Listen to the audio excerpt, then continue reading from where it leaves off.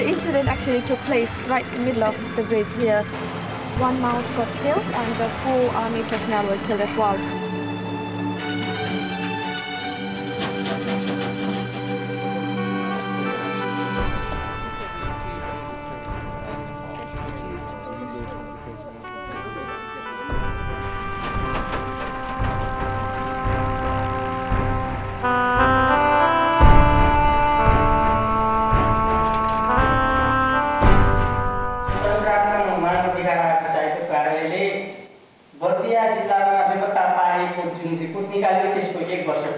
एक वर्षगाँठको अवसरमा हामी बर्दियाका द्वन्द्व पीडितहरूले सम्झनाको रूपमा लिने उद्देश्यसहित संयुक्त राष्ट्रको कार्यालय लगायत पीडितहरूसँग छलफल र सहकारी गरी हामी यो हलमा जमघट भएका छौँ।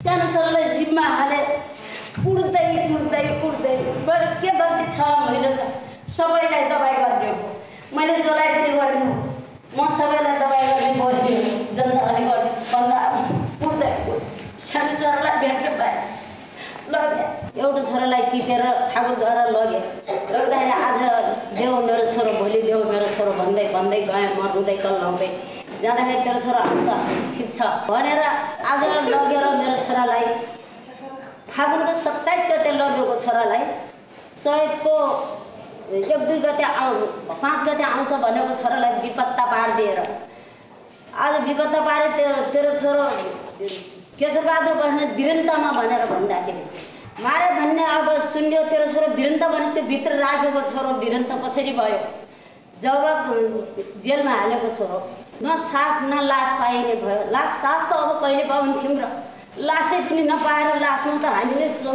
क्रियाकाज गर्नलाई यसो पनि पाइएको छैन समाजले पनि अलिकति घृणा गर्न लाग्यो जब अब मर्ने बखत हुन लाग्यो हाम्रो कस्तो गरी पालेका हुर्काएका खाना खुवाउने छोराहरू त्यो कोही अपङ्ग कोही विपत्ता भएको छ हामीले के गरी खाने हाम्रो छोराहरूलाई घटना गर्नेहरूलाई कारवाही पनि भएन न्यायाधीश पनि छैन कतैबाट सहायता पनि हुँदैन म आफ्नो छोरो केशर बस्नेत अब हामीले कहाँ पाउला गणेश बैरागी केशर बस्नेत यिनी छोराहरूको मैले लास नपाउने घाउ हाम्रो यो भित्र घाउ छ यो घाउलाई पट्टी जोड्दाखेरि यो घाउ ननिपिने भयो यो हाम्रो आँसुको बनेर कस्तो गरी छोरा भएन भने कहाँसम्म मैले सौदा लिएर म पार्टीबाट छोरा तिनै छोराको विपत्ता हुँदाखेरि हाम्रो न्याय हिसाब हुने भएन।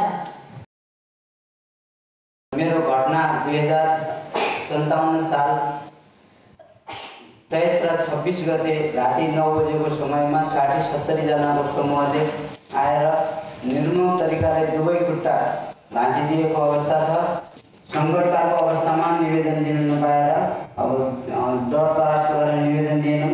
81 2065 साल पुस 20 गतेको दिनमा मैले जिल्ला प्रशासन कार्यालयमा दोषीलाई कारबाही र राहत क्षतिपूर्तिको लागि मैले निवेदन दिएको छु।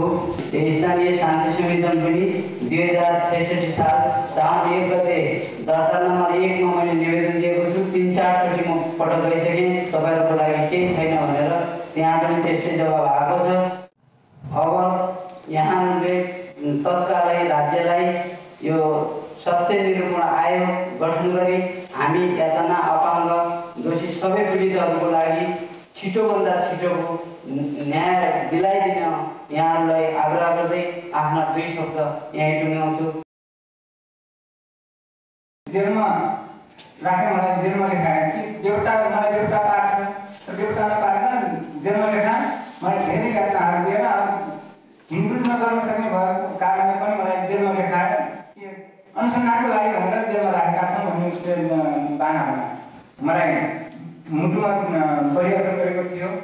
जब जेलबाट निस्किने बित्तिकै त्यसपछि मैले मुटुको औषधि गर्दा गत वर्ष गर्दा रिङसामा गरेर मुटुको अपरेसन गराउनु पर्यो। जिन्दगीभरि मलाई औषधि खाइराख्नुपर्छ। 3 महिनामा चेक गराउनु पर्ने हुन्छ।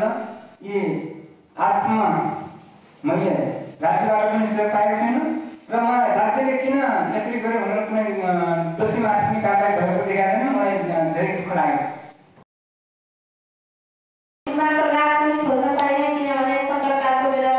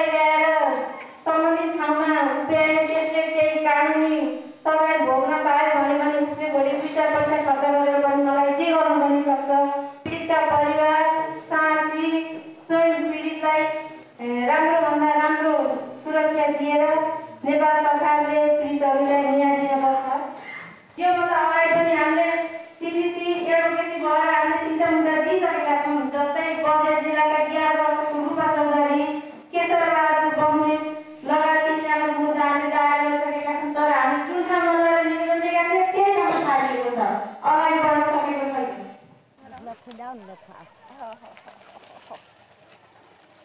छोरो 2059 साल 8 गते जेठ 9 गते विपत्ता भएको छ। इन्डिया कमाउनु गएको थियो। इन्डियाबाट आगा 14 दिन मात्रै भएका थिए। 14 दिन भएका थियो। यस्तो घर बनाउन लागेको थियो। अनि त्यसै बेला राति कौन आएछ 14 दिन राति 1 बजेतिर आइकन अब सब घेरो हालेको थियो। हामी त यहीँ थियौँ पछि आदमी। अनि गुम्बारजी भनेका छन् बाहिर उठाएको उहाँको छोरालाई पक्रिन ल्याएर छन् त्यहीँ उसलाई पिट्न लागेका छन्। अब पिट्न लागेका छन्। हाम्रो छोरीले भनिन्छ किन पिट्नुहुन्छ त्यस्तो गरी कर्तव्य लिन आउनु भएको छ लिनुहोस् त भयो नपिटेर लिए पनि हुन्छ भनिन्छ मेरो छोरीले। भनेपछि अन्त भाले बास्ते यो ठाउँमा माउ बाँध्ने पोथी बाँध्ने रहेछन् भनेका छन् ती आदमीहरूले के। पछि हाम्रो छोरा निकालेपछि अब छोरी बुहारी अब करायो भने अनि तिम्रो दाइना अहिले फर्काएर ल्याउँछौँ हामी फर्काइदिन्छौँ हामी केही पनि गर्दैनौँ त्यहीँ पर लिएर एकछिन सल्लाह छ भने निकाले आउन रे। अब कोही गाउँमा सुराखी थियो कि अब के थाहा हामीलाई कोही सुराखी हुँदा गाउँ।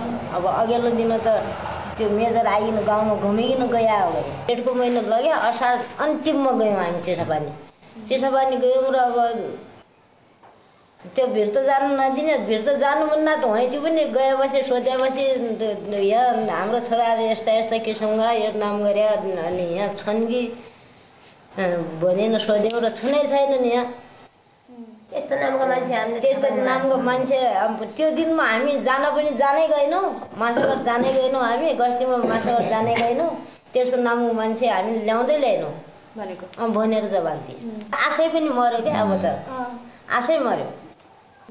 जङ्गल पैसा भए होइन केही कार्यक्रममा गए भए हुन पनि माओवादी हो माओवादी भुनाएर लियो भने त्यो पनि त एउटा चित्त बुझ्ने थियो क्या कि लडाइँमा गइकन मर्या भए त्यो पनि त चित्त बुझ्ने थियो। अब सिधा साधारण मान्छे कहीँ कतै नगया मान्छे घरमा सुत्या बिस्तार लागिन जेठामासँग निद सुत्या मान्छे उठाइकन लैजानेलाई के भन्ने त्यसलाई।